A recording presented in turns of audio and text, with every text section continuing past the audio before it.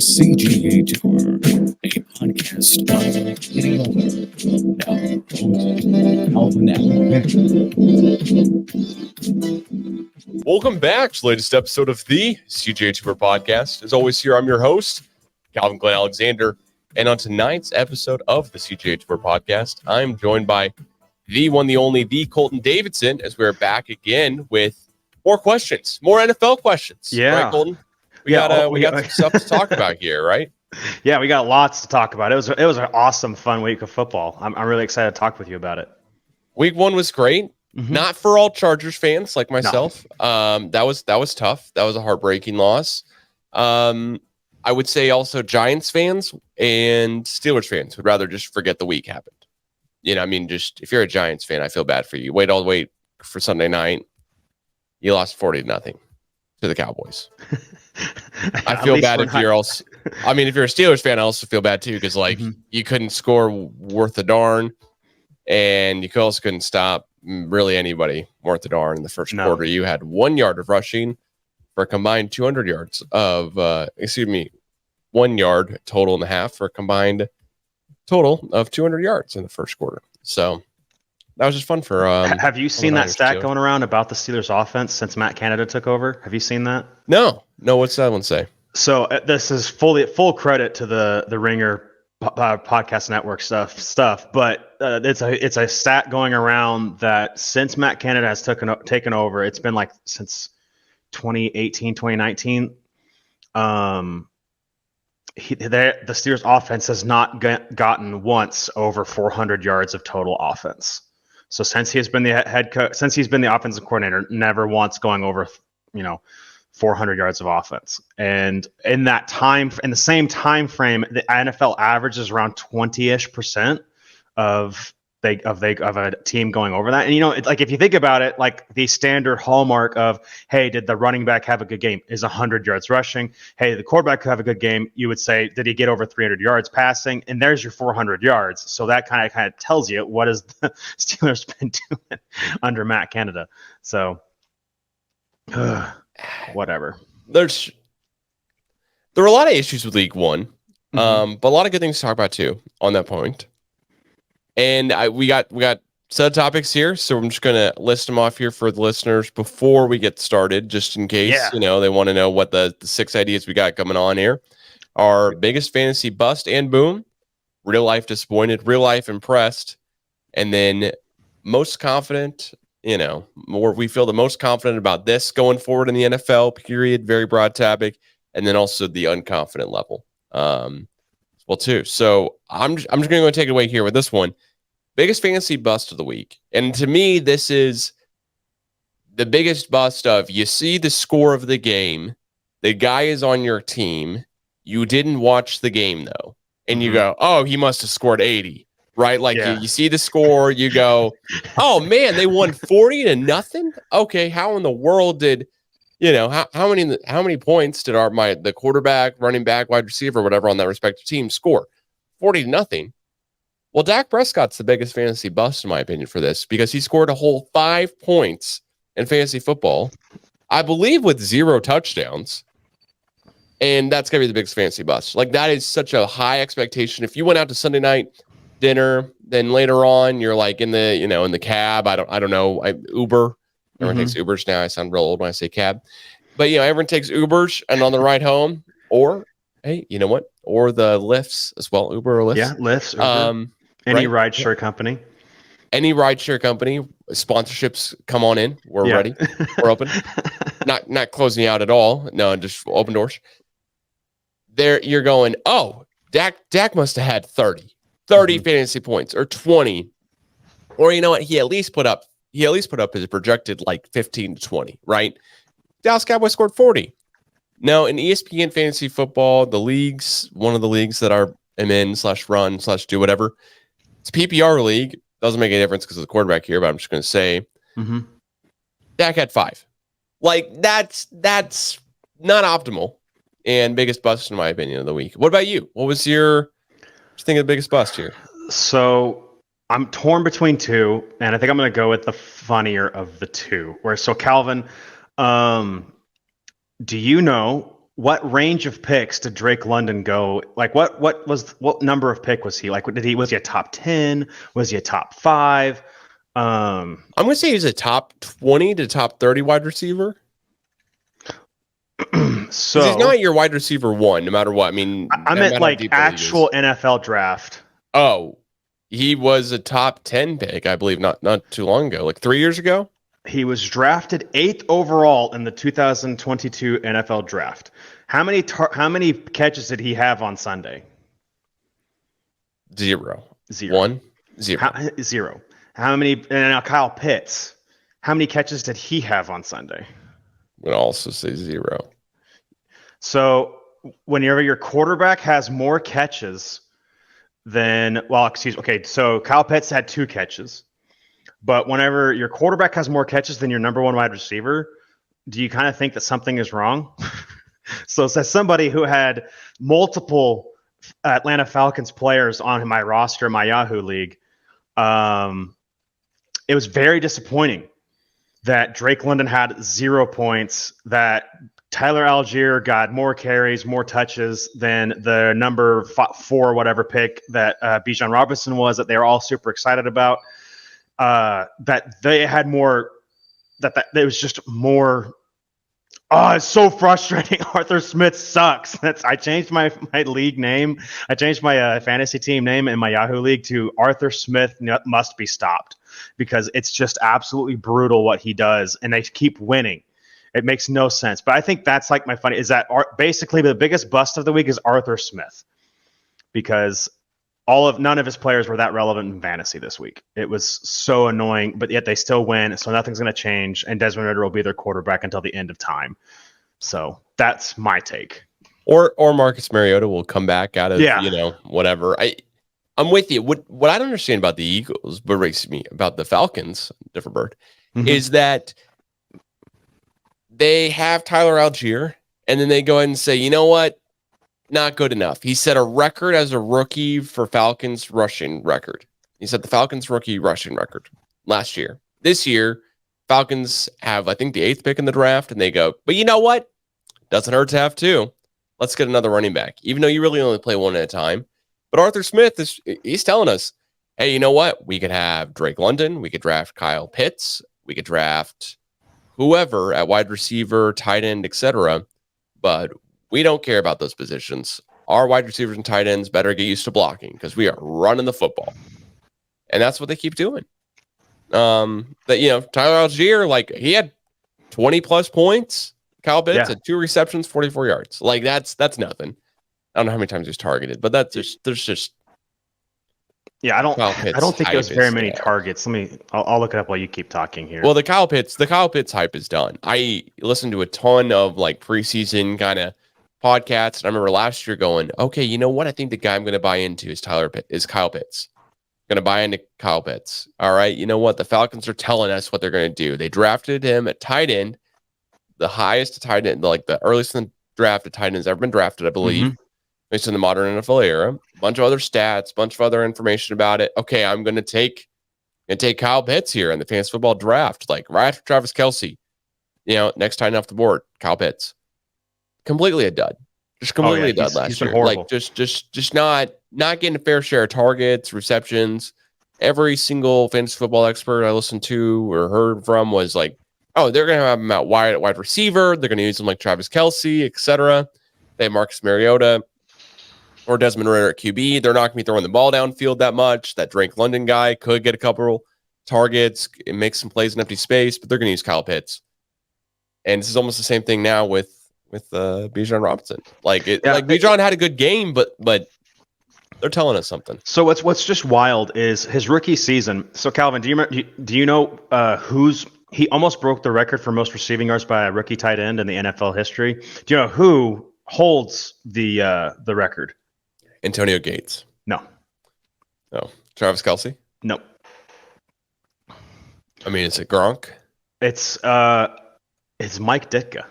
Oh, okay. Cool. Good for Ditka. Let me make Who's- sure I'm right. yeah. Yeah, Mike Ditka. He in 19. Oh gosh, what year did he do this in? Just guess. Just for fun. 85 was he the coach of the Bears in 85? So yeah, I don't know. Golden, I wasn't alive. 1961. Yeah, I was My dad wasn't alive. So. same. Okay. Anyway, it's just like, so rookie year, he does like all these really promising things. They bring in Marcus Mariota, and then, it's just been downhill from there. And then finally, like, he got put out, like everybody got able to release him halfway through the 2022 season whenever he got hurt. And then, somebody starts putting together all these highlight reels of like, hey, he was targeted quite a bit downfield. It's just they didn't have a quarterback that could get him the ball. And it kind of appears to be the same thing. In one of the pods I was listening to today, they were talking about like, hey, they tried to unleash Ritter a little bit today or on Sunday, and he immediately threw a horrible pass. And it was just like from then on, it was, okay, we're doing screens. Nothing's going past the line of scrimmage. We are not trusting you. We are going to win the game despite you. So it's just interesting. I don't know how much of this is a lot of it is probably more than what we want to say of it's the lack of trust in the quarterback situation. But you'd think at least for like a Drake London that they would do some wide receiver screens. They would try to get him on some jet sweeps. They would do something to generate their like top pick some touches, or their tight end. These guys that they put so much draft capital in. Because I'm just looking at the draft, and on the board whenever they take Bijan Robinson, Jalen Carter's right there, Darnell Wright. Offensive tackle, Peter Skronsky, offensive tackle, Lucas Van Ness, a defensive end. Like all these guys are available, but they like went out of their way to go, no, we're going to draft Bijan Robinson. And then they give Tyler Algier more carries, and maybe they're just trying to work him in. I don't know, but that's just for me, Arthur Smith. That's my biggest fantasy bust is anybody playing for him is just doomed. I like it. Just period. The Falcons. You never know what they're going to do. They have the multiple. It's like the new deal with, oh gosh, I think it was always like New England running back group.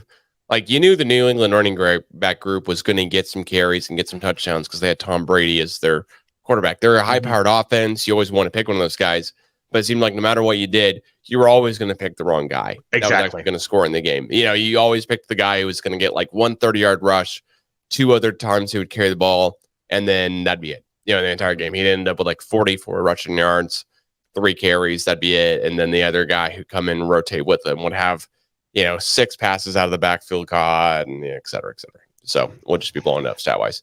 I gotta say though, my biggest fantasy boom, not gonna shock anyone because I watched the entire game start to finish. Tyreek Hill. Okay. I mean, I was just gonna say, like, I watched the Chargers Dolphins game. Tyreek Hill, he's projected for 21 points in ESPN PPR. He ended up scoring 44. And I will say, watching that Chargers Dolphins game, he could have scored more. Like the Chargers weren't not covering him. They were doing their best to try to stay in front of Tyreek Hill and cover him and put him in different play types against different corners and linebackers and DBs and safeties, etc. Just wasn't working out for him. So Tyreek Hill is the biggest boom here. I don't think there's really I don't know if you who's your guy? I was going to say Tyreek Hill. I had him actually, and he was the reason I won my game on Sunday in fantasy on my sleeper league.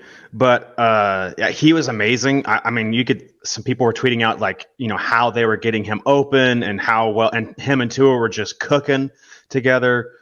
People were making the case hey, he might be the best. Why he is probably the best wide receiver in the NFL. I would still kind of lean Justin Jefferson is just the best pure wide receiver. He can do everything where Tyreek, like you don't always 100% trust Tyreek to just come down with it. You just trust him to be so open it doesn't matter. But at the end of the day, no one's more scared of anybody than Tyreek Hill. So Tyreek Hill would be mine, but I'm going to go ahead and change it up. And Calvin, what was the highest scoring player this week in week 1? Dallas Cowboys defense. Yes. So I'm ready. I'm playing in a league. Neither league that I'm playing in this year is playing defense/special teams because I just was like tired of dealing with, getting negative points all the time. So I just didn't want to be a part of that. But the Dallas team was amazing. But I think and for people that don't want to talk about defense, that they were amazing and they got to play against Daniel Jones. But I think someone that like really surprised a lot of people, and I had him on my bench, Jordan Love. Just as especially in a 2-quarterback league where the quarterback is so much more important. Jordan Love had 23 points against like probably a mostly inept Chicago Bears defense, but still it was interesting without his number one wide receiver and then losing his number one running back halfway through the game. I believe they're also playing down a couple of offensive linemen and just got out there and he balled. 23 points is really good. It's pretty good for a quarterback. He outscored Justin Herbert, at least in my 2 leagues. Only other quarterback that I'm looking at here, Tua Tagovailoa. He only had a little bit better of a game, but Jordan Love, and I mean, if you haven't already gone out and tried to claim off waivers, you're probably not playing fantasy right. Go claim him right now. Because if you're thinking about the rest of that division, the Lions don't have a very good defense. Vikings are having a slightly improved defense, but not anything like great. And then the Bears suck, so it's just like there's your next few games. There's a bunch of most of the schedule right there, and then he's going to be able to tear it up. And so he might be a league winner if you can go grab him off of waivers today. So that's my biggest winner. Is we'll go with Jordan Love because defenses aren't always that interesting to talk about in fantasy. That sounds good. I mean, I think that Dallas Cowboys defense, that's like incredible what they did to the Giants, because also looking like Tony Pollard had 22 points, but the Cowboys scored 40. There's just, you figure there would be, CeeDee Lamb scored like 20. There's not one guy who had like Tyreek Hill and like double the projection. Mm-hmm. Is what I'd get at. And that's what's bizarre to me, except for the defense. Of course, Dallas Cowboys defense, they scored so many points. All right, so let's move on to the real life disappointed first. Real life disappointed. We'll leave the impressions here for a second. Disappointed. Okay. I'll ask you this. I'll ask you first, so I don't steal yours. Who got real life disappointed? Who you picking here? I think Lamar. I know they ended up winning against the Texans, but going into it, there's a lot of like context. Me and you talked about in our last pod about, I believe that Lamar had a lot more pressure than say Justin Herbert. Let me try to gather my thoughts for a second. Yeah. So Lamar basically thought there was a lot more pressure on Lamar than there was just Justin Herbert. And going into it because, he demanded a new coach, he demanded, better weapons and and they're running a new offense and all these things. He got one of the fastest contracts in NFL history until Joe Burrow signed his last Saturday. All of these things went nuts, and he gets to go out and does it. He scored a whopping 6 fantasy points. He had multiple turnovers. From what I didn't get to watch this game, but from what I've been the way people have talked about it, he looked really, really rusty, and he did come out afterwards and say, hey, I'm going to do better. This is not acceptable. So, he said the right things, did the right things going forward. And I do wonder how much of it is new offense playing a really well-coached defense is what it sounds like in DeMeco Ryans, that's how you pronounce it.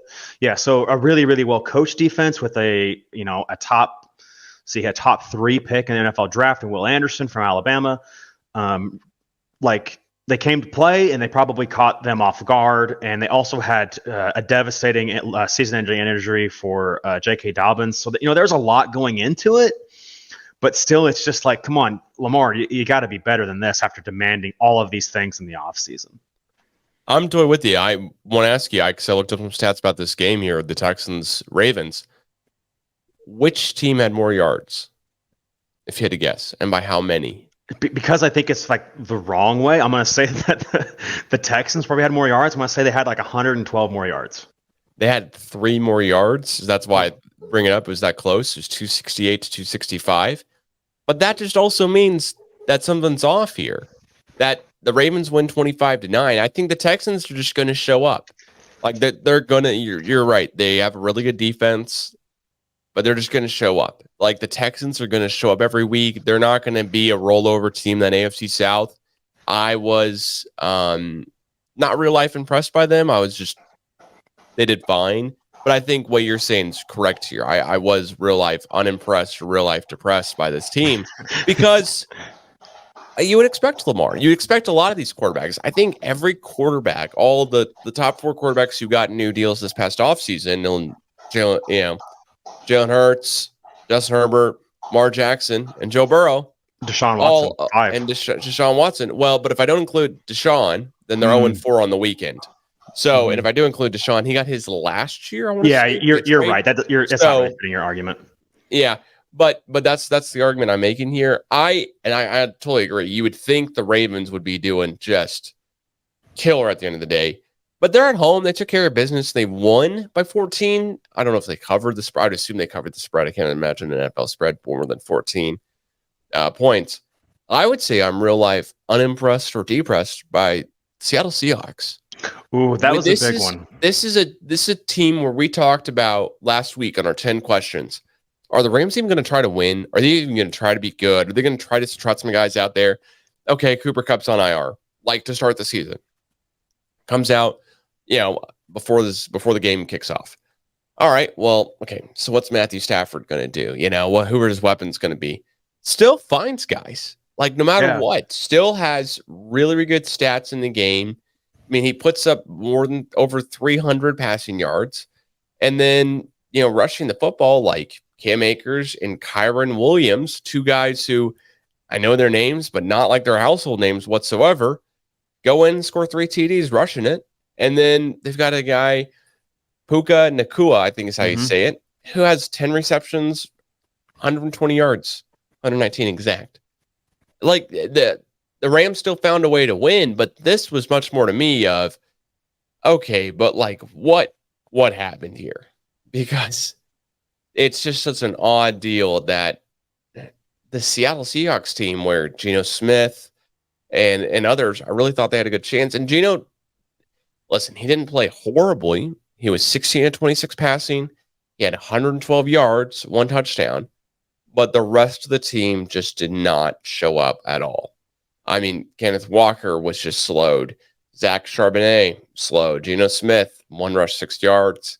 DJ Dallas, 2 rushes, 4 yards. Like, I can just keep going. DK Metcalf had the 1 touchdown reception. And that's all they did. It was just so odd to me that the Seahawks team that I thought would really have a good shot of getting back into the playoff picture this year, be out there, all that type of stuff, just did not really stand up at all in this game. Like, they didn't do anything at all against the Rams to go, oh, okay, well, all right, well, it's an off game for them, but they'll be okay. It wasn't a last-second score. It wasn't anything like that. Just 30-13, Sean McVay and that Rams offense just took it to him. And the defense, held Geno Smith and a Seahawks team that is usually pretty good to 13 points at home in Lumen Field. Like, that's real life unimpressed by the Seattle Seahawks here for sure. I was super unimpressed, and probably going forward, maybe the most worried about, because of the injuries on their offensive line that they had. And Geno Smith's just not a quarterback who's better equipped to handle losing an offensive line like that, because he's just not quite the same physical talent as somebody, obviously not like a Patrick Mahomes. He's not as shifty. He's not as raw fast as like a Lamar Jackson. Not as just manipulated out of the pocket like Tom Brady. But Goose. It's interesting to me how that, like, the Seahawks team with Pete Carroll and Sean McVay, like, you can just never be for sure with the Seahawks team with Geno Smith. They don't have that guy. They don't have that running back, that wide receiver, definitely not that quarterback in Geno that I just love so much so that I'm picking them over anything else. I also have to say here is that my real life impressed here, just gotta say, I'm real life impressed by the Browns defense. Cleveland Browns defense. I could have picked that I'm unimpressed by the Bengals, but this is a road game. Joe Burrow's first game of the season. He doesn't play well in historically now. He's setting a trend with it. And he still was like 14-31 for 82 yards. Like, he wasn't horrific. He just wasn't good.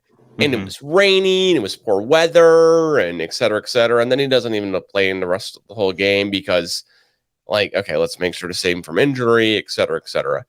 So this to me was much more of, okay, Bengals, not great, but shout to the Browns defense, because the other side of the football, Deshaun Watson didn't show up either.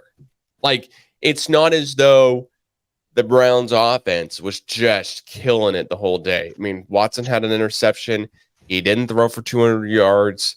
Nick Chubb had 18 carries for 100 yards. Not like 200. There's just nothing really explodes off the page here. In that fact that, okay, the Browns just absolutely just demolished the Bengals here in this game, besides just holding the Bengals to like no offense. And this is a team, Jamar Chase is picked almost first or second overall in fantasy. So real impressed here by the Browns defense. Gotta say. Yeah, and one of the most impressive things is that clip of Myles Garrett doing the crossover move in front of the center right before the snap. That was awesome. It was so awesome. The Browns defense was, we were getting like the live play updates. It's me and Sarah were watching the games on Sunday, and it just looked like a nasty game that the Browns kind of went in and they won in a way that I didn't think that they had it in them. It's really cool that they did what they did. So hats off. We'll kind of have to see if Deshaun Watson can pull together a competent or above average season.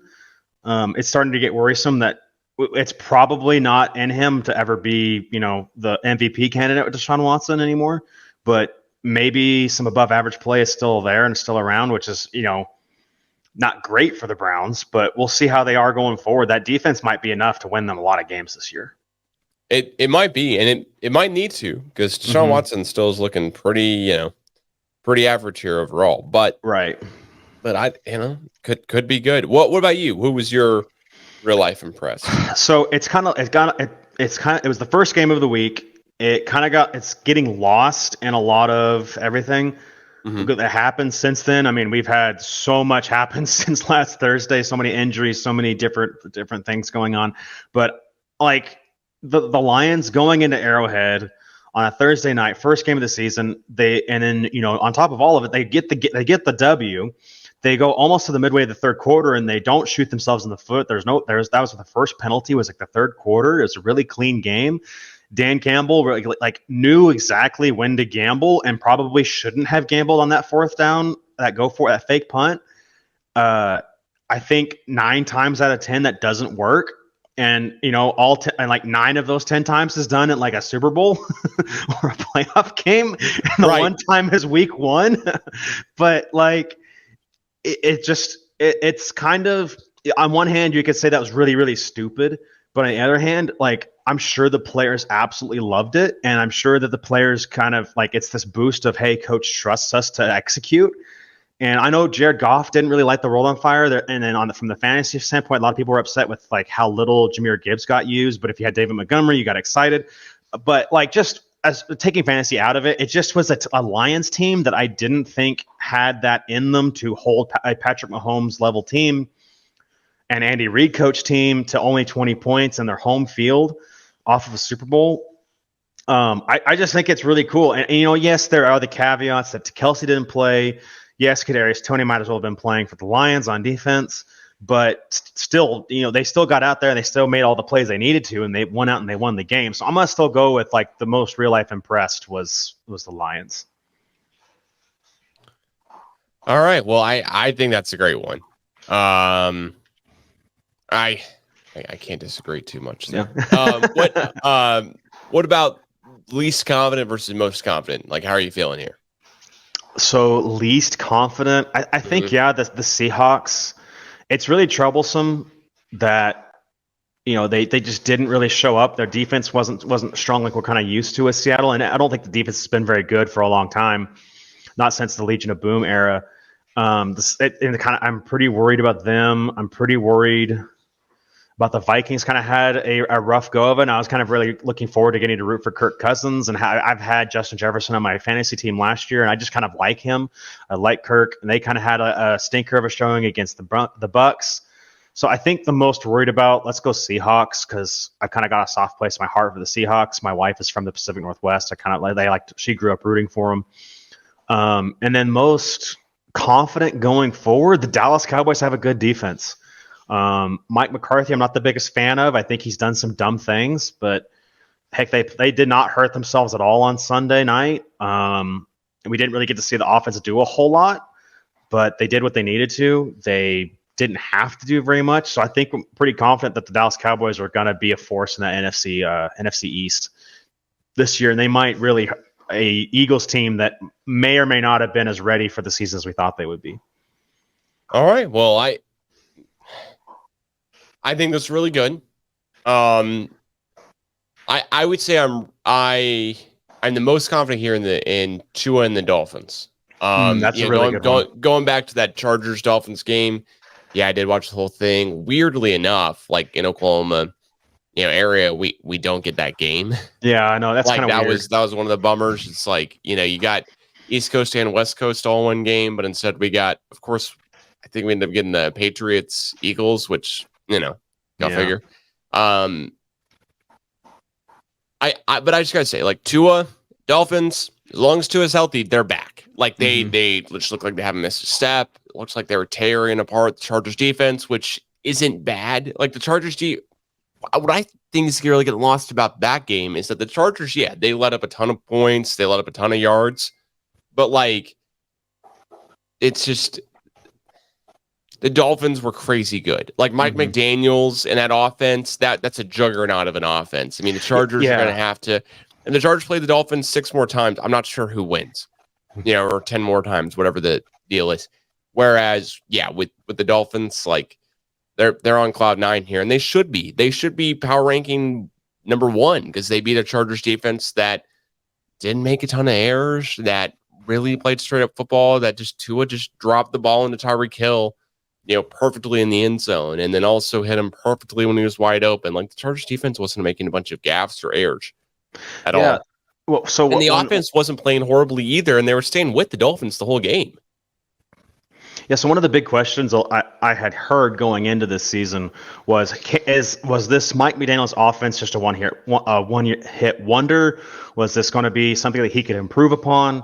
Is this something that, like, okay, we've got a 17 games worth of film on, hey, this is what, or actually 18 games because they played the playoffs. Hey, we got all this film on them now. Like we know kind of how this engine works. We know how to stop them, and we get out there, and the head coach of the Chargers is known as like one of the innovators on defense. Like if anybody's going to slow him down, and the only team to slow him down last year with a healthy Tua was the Chargers defense. It's like that was a really good test to start off with, and I felt like Mike McDaniel's had like 7 new answers on how to get Tyreek just inexplicably open. And it's like there's a couple of I sent you a tweet that I saw of like, hey, this is where Tyreek is going to go. This is where the ball's going to hit, and this is where Tyreek is going to be. And it's just like 20 yards of open space in front of him. It's just absolutely amazing what he can do. I mean, the biggest deal I would say is like Tua just having the timing with Tyreek Hill, because that I cannot imagine timing. One, I mean, I'm not a football player, but I just cannot imagine, like timing a pass perfectly when a guy is 5 feet from me and trying to bounce it to him as he, is making a cut inside down the lane and pick up hoops, right? Yeah, like we were trying to do this weekend. I just can't imagine going, okay, Tyreek Hill is 20 yards behind this ball, but the second I launch it, he's going to have ran 40 yards by the time it gets to him. So that type of stuff, I think, is it's crazy good. But the unconfidence meter here is I could take the easy answer, and I could say the Jets. I could say, oh, I'm really unconfident in the Jets. But everyone knows that here today because Aaron Rodgers is out for the season. Jets, who knows what they're going to do at quarterback? Are they going to stay with Zach Wilson? I would guess. I don't know who else is out there necessarily. Maybe like a Matt Ryan comes out of the booth. RG3 was on one of the ESPN shows today saying, well, they could play me, but I'm too big of a distraction. And I was like, well, I mean, there's always a threshold. You're not calling Kaepernick level of, of a distraction. You're not like Tom Brady level of distraction. You're RG3. So like, how much of a distraction are you really? But anyways, besides him trying to plead his case, I'm really unconfident in the Buffalo Bills. Like that was a horrible Monday night game. That was one that they should have just gone, oh, okay, you got Zach Wilson in, Aaron Rodgers is out. Every bit of this whole stadium has been deflated with, just absolutely all of the positive mojo, the number 8 jerseys, Aaron Rodgers' new number, all over the, field. And then all of a sudden you're like, oh, wait a second. Is Zach Wilson going to win this game? And he didn't, for the record, did not win the game. I'd say the Jets special teams player who's an undrafted rookie, he won the game for him. Yeah. Because it was 16-16 and heading to overtime. But man, Josh Allen looked just as good as Zach Wilson, and that is not where you want to see the Buffalo Bills. I've listened to so many of the Ringer podcasts. I think that's where we say as well too. And almost all of them, it's like, so tell me why the Bills are going to be good. And it's like, well, because let's look at it. They have Josh Allen. Yeah. Look at the 10 wins. They got Josh Allen. After last night, I got to say, I don't see it. Maybe Brian Daboll was just like the Josh Allen guru. And then I know he wasn't with them last season, but it just, he's able to keep going. Josh Allen was for one more season. Or just something horrific happened last night to Josh Allen. But see, I mean, he threw three picks last night, all three to the same dude. So someone's got to explain the Buffalo Bills to me. Yeah, so I feel so unconfident in them. So it's the Buffalo Bills. Last year, they had a really, really good. They had I think the second best offense in the league, despite it just kind of looking hard. And then this year, it's kind of like someone I listened to today was saying the best attribute of Josh Allen is he plays every down of football like it's the fourth quarter of the Super Bowl with the game on the line. And then also that's the absolute worst thing about Josh Allen. There's that clip going around on Twitter right now of him lunging for a first down. He's 6 yards away from it. And it's like the opening drive of the quarter. It's like, this just isn't the time and place to be recklessly throwing your body around. So there's so much basically. I'm starting off with that point of it doesn't seem like Josh Allen is aware enough. I'll go and look at. Did you watch any of the Eagles game? A little. I mean, honestly, the way to watch the Chargers game was to watch NFL Red Zone. So they were just cutting back and forth through that Eagles game. So I saw the end of it. Yeah. Okay. So basically, there was 3 to 5 plays where it was a designed run for Jalen Hurts, and he takes off and he gets to the line of scrimmage, and you can sitting there on the TV, even my wife could go, "Oh, he doesn't have any space to do anything," and he just falls. He safely falls. He knows I'm not risking my body in the first week of this season for a play that's not going to do anything. And he did that. It didn't look like cowardly. It didn't look stupid. It looked like safe, smart decision making. Because if you think back, he missed 2-3 games at the end of the year, and then came back and just could not hit that deep ball until the Super Bowl. Whenever he kind of got his arm limbered back up and finally got going, and it's maybe if his arm is 5% better, they win the Super. I don't want to make that argument, but just saying the approach to the season and Jalen versus a Josh Allen. Josh Allen just is not approaching things smartly. He's not taking the right risks. He's basically trying to, he's trying to Russell Westbrook it, where he's trying to hero ball and be the Sports Center highlight that week of making this amazing play and throw. And it's just if they're going to get that Josh Allen, then the Buffalo Bills are in big time trouble for this year, because it's a depleted team. They're not as good on defense this year. They're not as good on offense this year. It's just it's a team that is really it lives or dies with Josh Allen. Yeah, I got to say when you have more yards than the team in a game and you still lose, that's what hurts the most. I always love mentioning the yardage, because you'd figure yardage would correlate completely with score. Yeah. In this game, yardage is basically the score, because both the teams went to overtime. And the Bills had 314 to the Jets 289. We're 25 yards is not the end of the world. So basically, they had the same amount of yardage. And the key difference here is, the Jets are just overall able to get it to overtime and then able to hit that one big play. I mean, this game probably should have ended in a tie. But I also think that if you tell me, you could have told me several things about this game last night. You could have said, hey, Aaron Rodgers is injured on the 4th play he has under center. Who wins? I've been like, oh, the Jets do not win this game. No, there's no way. They don't get it to overtime. They lose by 60. It's worse than the game the night before with the Giants Cowboys. Mm-hmm. But also, if you tell me Josh Allen's going to throw 3 picks and Aaron Rodgers only plays 4 downs, okay. Well, what happened? I'm with you, because it is okay. You know what, Josh Allen, I don't know what the record is for how many pass attempts he's had in a game, but I got to say, when he's dropping back to throw the ball 41 times, and then he also is their second leading rusher on the night, That's concerning. Now, granted, he only rushed the ball 6 times, but some of those are designed runs or just his ability to be, 6'12" or whatever he is. I mean, I think he's really 6'5", and be able just to run over guys it's good. I mean, basically got I'm not going to say he's Derrick Henry, but he's Derrick Henry in size. Yeah. He's huge and he's able to run decently fast enough and able to do much and everything. He's also 3 years younger than me. So shout out to Josh Allen for already making it big in this world. But it's just yeah. It's just if you think about it, hey, like how does the head coach going, Josh? Look, they have the worst quarterback in the league starting right now. They have nothing going for them on offense other than maybe handing it off to Breece Hall. I just need you to make the correct play, and if a deep shot is not there, do not take it. Just take the sack, throw it away. Just play smart football, and the Bills win that game 10 times out of 10. So just with that in mind, so if you're the Bills, how interested are you in trying to go get Jonathan Taylor? Like just to give Josh Allen something. It's just like, hey, you know what, Josh, you got too hot of a head. We're gonna call 4 straight run plays.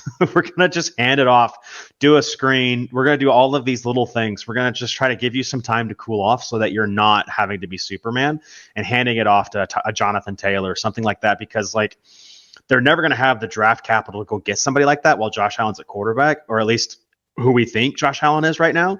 They're never gonna have a draft pick high enough to go get something like that. So this is kind of their only time to be able to do something.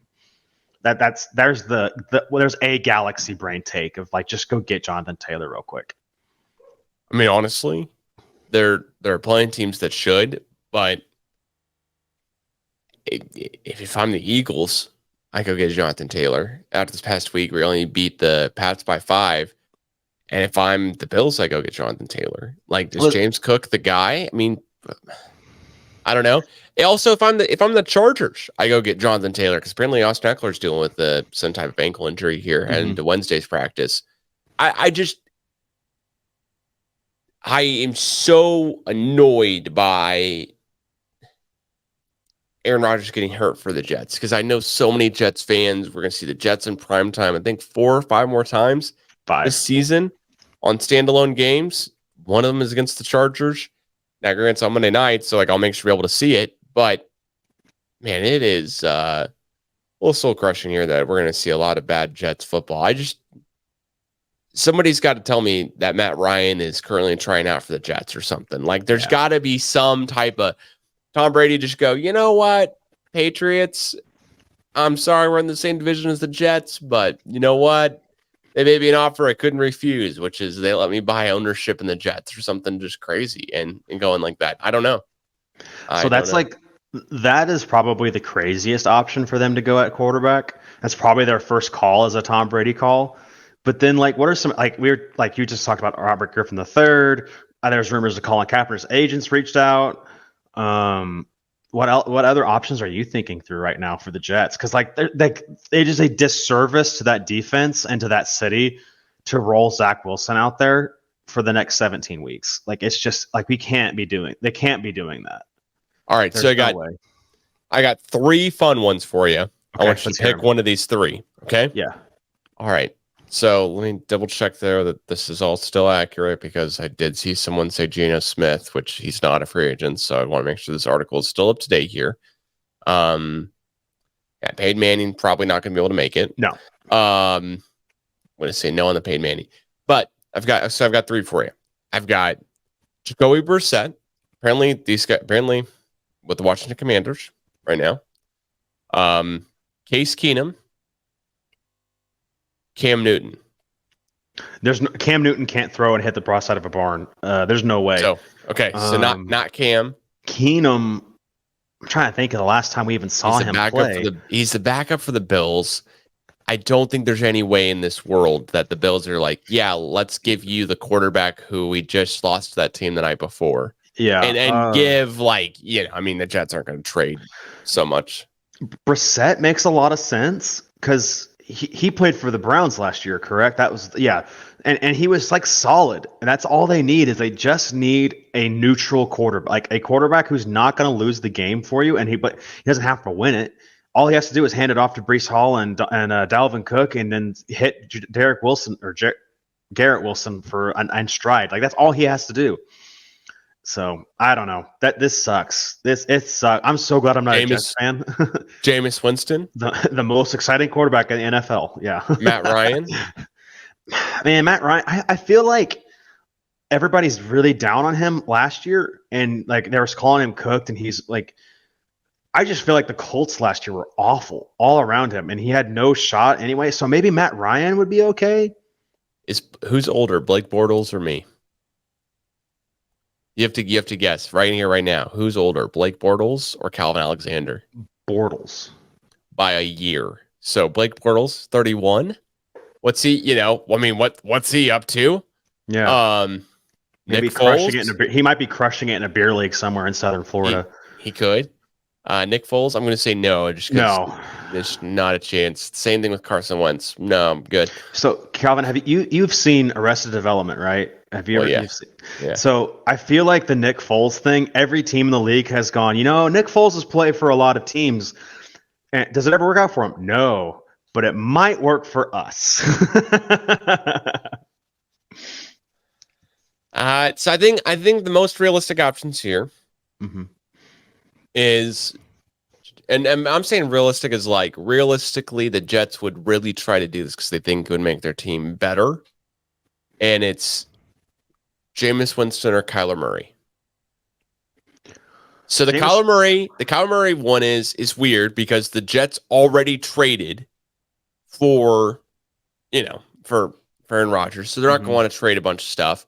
Kyler is, I don't know what his contract details are. I know they're not good. I know this isn't his last year on the Cardinals, so it's not like they'd want to take him, like the Jets wouldn't want to take him as a rental, especially if rumored right now is that Rodgers is going to try to come back at age 41 next year and be fine. And Rodgers still has another year on the contract. So it's not like, okay, Rodgers is done with the NFL, but also like he tore his Achilles. Yeah. Like you just don't come back from that. So maybe you have Kyler Rodgers who's fighting for quarterback one spot next year. I don't know. Probably not, but who knows? But yeah, I mean,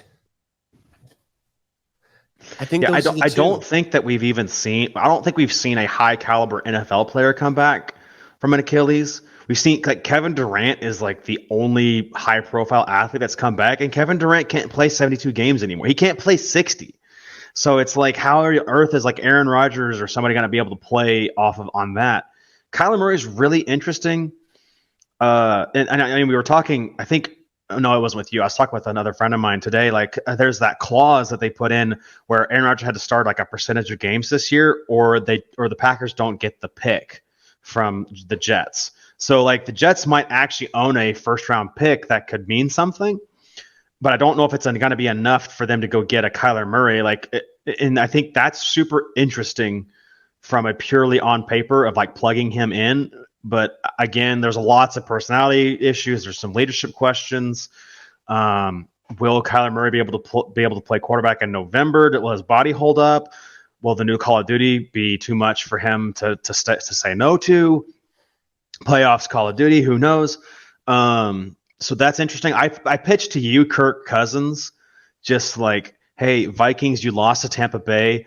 What if you wanted to punt incredibly early on your season and just trade away your quarterback and then try to go get one of these like super high tier quarterback prospects and just tank your season away? Don't play Jefferson. And then like let your Jordan Addison kind of get some time. Rebuild through I don't know. That's such as dumb. Who knows? But like a Kirk Cousins, and maybe the Jets do actually make the Super Bowl. That's kind of what I was thinking. But I don't know how that would work out with salary cap. I don't know what on earth the Vikings would get out of it, other than the prospect of maybe getting to go get Caleb Williams or Drake May in April. So yeah, So I'm reading. I mean, I'm trying to read through all the Kyler Murray stuff here too, just to make sure I understand it. He's on the PUP list. So he's on the physically unable to perform list and at least missed the first 4 games of the season. So we got 3 more he's missing. that is still with Zach Wilson theoretically. The Dallas Cowboys play the Jets, on Tuesday. The other thing here is that with Murray's contract, it has details until 2028. It looks like that the team who has Murray as under contract has an out after 2027. But that's not like next year. And this all is really odd to me because, what's going to happen is that they're going to sign, basically is that, the Cardinals are going to sign Caleb Williams and go draft him after the season. Well, I don't necessarily know what they'd be doing that for because you still have Kyler for a couple. No matter what you have him for 2024. Looks like after that, then the numbers become better for the Cardinals to cut him. But you'd want Kyler on your team next year. I don't get this. If you're the Cardinals, they probably they got a new coach. I believe the GM has moved on as well. So they might be just like looking to completely clean slate and go get a Caleb Williams or a Drake May. And so in that case, getting anything back for Kyler Murray might be interesting. And they might be looking at, hey, the Jets need a quarterback. They've got this team that's incredible around, and all they need is a quarterback. And this might be your chance to get anything for him back and, get him off their books and then just start over with a whole new system, whole new quarterback next year. So, because they have their pick this year and they're going to have the Texans pick. The Texans are probably not going to win very many games. So this is a really good chance for them to go out and do this. Yeah. I don't know. It makes a lot like thinking through, the Cardinals probably don't want to go through the rest of this year with Kyler Murray. They want to have a bad pick. Kyler Murray might raise your floor up high enough that you end up winning a couple games you don't want to. So getting him off, getting him out of the building, getting start over and reset the culture with a Caleb Williams, like that all seems enticing. And maybe that's enough to sell him for pennies on the dollar and just get whatever you get back from the Jets is awesome. Who knows? But we'll see. We'll see. All right. Well, let's talk about week 2 here as we end this one out. Let's talk about the game we're most looking forward to see. I did not know there are 2 Monday Night Football games coming up this next week, but I'll have with a quick quiz question here. Mm-hmm. Which game is the cheapest to go to this spring weekend? Ooh. Any ideas? I can say it is not the game I thought it would be. Or maybe it is. Well, is it Giants Cardinals? It is, yeah, by $2. Yeah. Let me go. Tickets for $21. Go ahead and fly over to the Glendale, Arizona Stadium. Man, that'd be kind of cool. Game I'm looking forward to the most. I think Jaguars Chiefs might be really interesting. Getting to see Trevor Lawrence is kind of pushing his way up. Like, hey, I deserve a lot of respect as like this up and coming quarterback. I'm on the same level as like Herbert, Burrow, Allen, if he's got his head on straight. Mahomes, and then Mahomes is that next tier. But Lawrence definitely seems to be one of the 5 most important quarterbacks in the league. Maybe like 7, whatever. Going up against the Chiefs, I just feels like a really fun game, and we'll kind of get to see the Chiefs bounce back. We might get to see the Jaguars really assert themselves, do some interesting things because they had a really hard-fought game with the Colts. I think Jaguars Chiefs is the game I'm looking forward to the most. Yeah, I got you. I'm going to differ just so I have a different answer, but I think that's the game of the week because it's 2 teams that are, both different now that you thought the week 1 would go. I thought Jacksonville would dominate the Colts, and I definitely thought Kansas City would win. I think the game that is biggest here is Minnesota-Philadelphia. The Eagles should win this easily. It's at home. It's Thursday night. Minnesota lost week 1, weirdly enough, and it seemed odd, but yeah, besides that, there's not a lot of great games on the slate here this weekend. I mean, Dolphins, Patriots, maybe, but yeah, there's a bunch of interesting games here coming up this weekend. Maybe Niners, Rams could be fun. Be fun to see SoFi. Niners, Rams might be interesting. Both teams are 1-0. See how it kind of looks there. That or the rookie quarterback battle of Colts Texans, but that's not going to be. Like, that's not going to be a ton of good football, I wouldn't say. No. So, yeah. Not a lot of teams that are like, 1-0 or 0-1 facing each other this week. And like Green Bay, Atlanta, Raiders, Bills, You know, I mean, you got Broncos and Commanders. Not ton of great games this weekend. I mean, I would say Chargers at Titans, but I also think that could just be a snooze fest. How fast do you think we see a new quarterback from? How fast do we think we see a new quarterback for the Titans? Because Tannehill had a horrible game on Sunday. I think fairly quickly. I wonder why. I wonder why we haven't heard already that Tennessee is putting in a quarterback carousel here or doing some OSU related deal with having 3 quarterbacks, because they still have Malik Willis, I think is the name. They still have him on the roster. So yeah, we'll see. I mean, so on Sunday, Will Levis didn't even suit up. It was just Malik Willis. So I think Malik Willis is their number 2 with Will Levis as number 3. So not a great look for what was once considered a top 5 prospect. Yeah, man, that is tough. Doing too much mayo in his coffee. I guess so. It can be fattening, is what people say. You switch it up to light mayo, you know? I mean, I mean, Will Levis is apparently, speaking here, he is 12 pounds heavier than Ryan Tannehill, and they're the same height. So, man.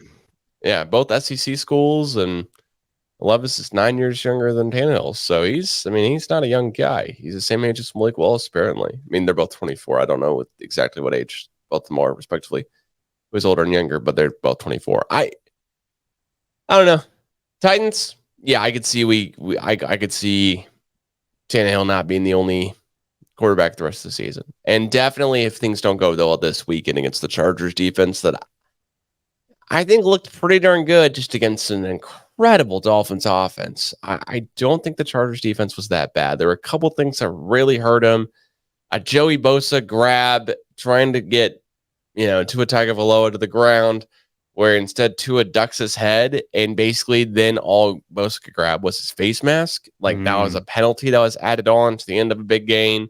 I mean, the Chargers were just not catching a break this past weekend, and I know every single fan sings the same song.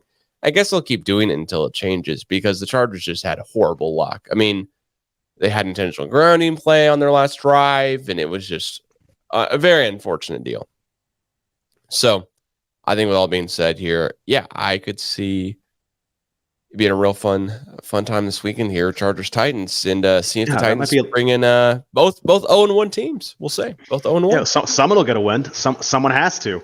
Actually, I guess they could tie. They could tie. NFL does have that ability. Yeah, they could both still be. Oh, one will be one way or another. There'll be another one next to somebody's name. It'll be in a tie. It'll be in a win. Or someone will have a 1 added, no matter what. So one way to look at it for sure. Yeah. All right. Well, Colton, as always, here. Thanks for joining on the latest episode of the CJ Tour podcast. We're gonna try to do this every single week until the wheels fall off here, Colton. So thanks so much for joining. We'll be back again next week. Fingers crossed with another NFL podcast. All right. And Colton, thanks again for joining. Follow at the CGA Tour on Twitter, Instagram for more. And we'll catch you guys again soon.